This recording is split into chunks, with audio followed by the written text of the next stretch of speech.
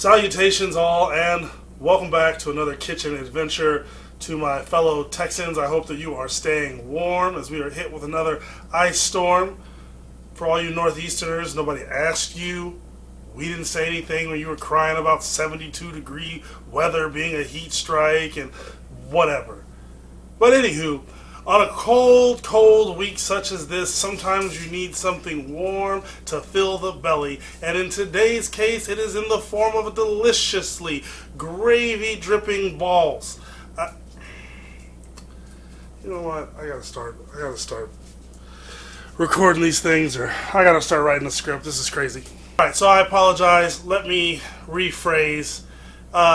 Gravy-dripping spheres of meat made particularly in this case of bovine or beef, Swedish meatballs. That's all that matters. We're making Swedish meatballs. So, whatever. Let's get into it. Before we get into that, let's get into this. This is Walking History. This gentleman right here is Roderick R. Page, born in the year of 1933. This man is living history. The first black U.S. Secretary of Education under the ex-president George Bush Jr., credited with the Houston Miracle after turning the school district around. He's also a Sigma, but that's neither here nor there. Roderick R. Page, living legend. All right, let's look at what we're going to need today. Of course, you're going to need a ground beef. Yeah. Kosher salt. Always going to need some salt. I prefer the kosher. Black pepper. Allspice. Going to need a little nutmeg as well. Some parsley. And I'm going to make sure I have all this stuff in the description for you guys. I just like to make sure we cover all of our bases. Fresh parsley would actually be the preferable one there, but I wasn't going to the store in this weather. So there's that Worcestershire, that brown sauce.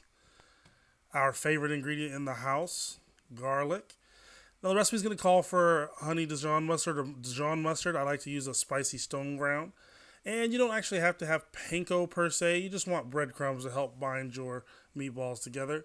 A little heavy cream to finish off our sauce as well. And the liquid gold. You're going to need that egg. Got our onion chopped up there. Bad white balance. And because I had them in the refrigerator, I chopped up some mushrooms. So this is a pretty easy procedure. We're going to start off with our ground beef. And we're going to take our dry seasonings and season this bad boy up very, very well. So think just like making meatloaf or anything else like that. You just want to get everything incorporated well into the meat to get it all held together. And you can always play around too. You can get a nice mixture. You don't want meat that's going to be too lean because you're going to have really dry meatballs. You know what I mean. You don't want dry meatballs, so you want to add a little fat if you've got a super lean meat. You can actually add more egg yolk to get that fat while also having the binding properties of the protein. So we're going to add, of course, like I said, our dry seasonings. I've gone ahead and added our diced onion there as well.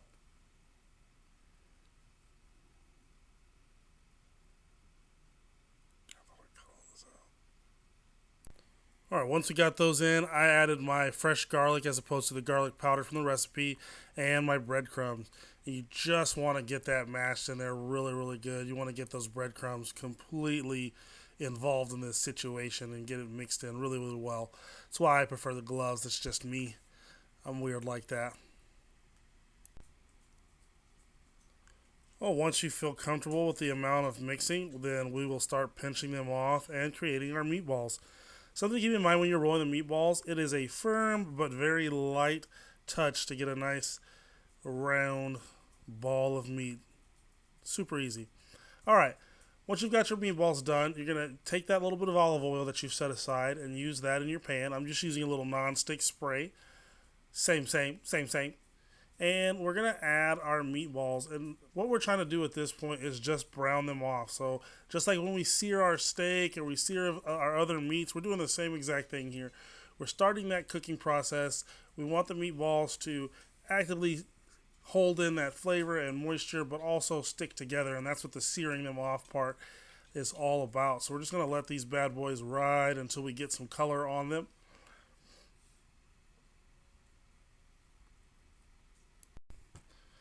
Once you've got that color on them, we're going to go ahead and take them out of the pan, set them aside so we can start on our sauce. So we get the heat back up on our pan, start off with our butter, and then we're going to add our flour. So if you remember from our other videos, we are creating a roux. And this is a cooked roux, not a blonde roux. Blonde roux would be the flour or your fat substance mixed with your flour, not cooked. But we're going to cook this. And cooking roux adds flavor, right? I mean, it is just butter and it is flour, but it adds a really good depth of flavor.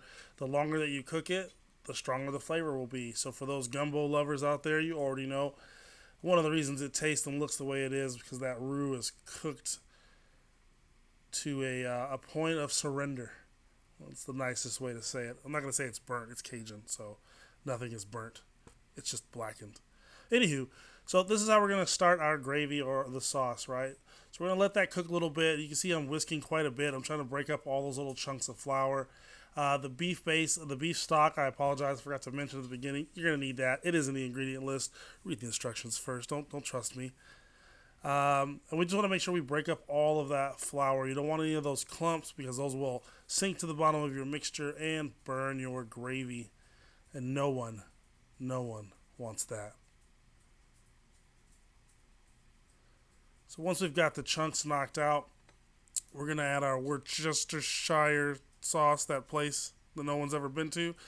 We're going to add that in there. We're going to add our mustard as well. Once we got that mixed in and it's all looking sexy, we're going to bring the balls back. No party is complete without them. And we're going to let these cook. We're going to bring them up to a nice simmer, a little bit of a soft boil, if you will. And as you let these cook, the flour activates, it does what it does, the roux does its job, and it will start to thicken. So as it begins to thicken, I'm going to just throw in these optional mushrooms. Nothing wrong with a little fungi. And we're just going to let it do its thing and simmer for a little while. After it has thickened for us, that's when we're going to finish it up with our heavy cream. You see my supervisor's in the back, making sure I'm doing my job. Just got to inspect my workspace. Once I've added the cream, I'm going to turn it down a little bit because you don't want that on a hard boil or your sauce will break. But that's pretty much it. Let's plate this bad boy up. Typically, you'll find your Swedish meatballs are served with egg noodles, or you might find them with rice. We had some leftover rice, so we're going to ride with that today. And that is basmati rice for all of my connoisseurs out there. And I mean, from this point over, you know, it's a straightforward thing. You're just going to drop the balls right on top. Hit it with that delicious sauce you worked so hard on. We do have veggies in the house too. Don't think we're just eating meat and rice. I mean, we're not asking for your judgment anyway. A little garlic bread because carbs. And yeah, let's give it to the kid. Let me know how yours turn out.